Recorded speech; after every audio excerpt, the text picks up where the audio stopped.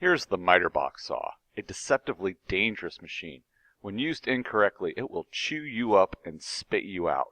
However, with the proper safety instruction, you can safely operate this machine to help complete your project.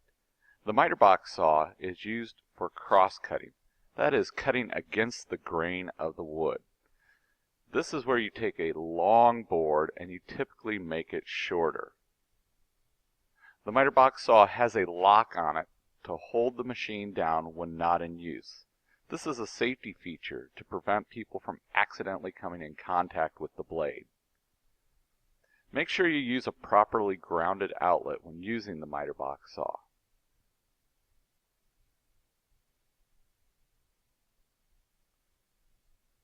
The miter box saw has a safety margin of 6 inches. 6 inches is how physically close you can safely get to the machine while it is in operation.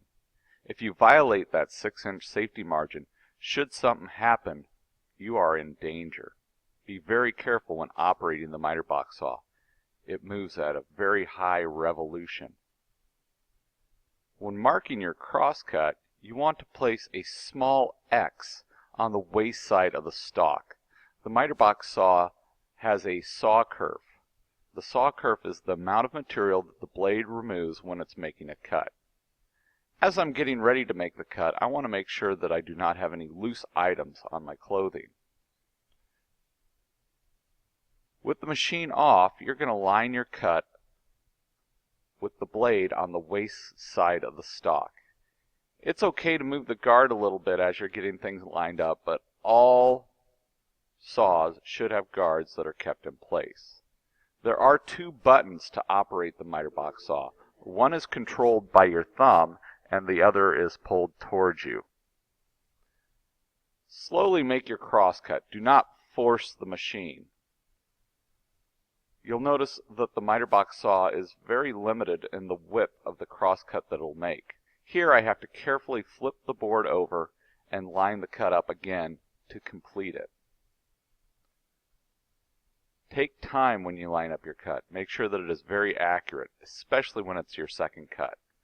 When you're ready, you'll bring the machine back up before you start it. Never start the machine in the down position.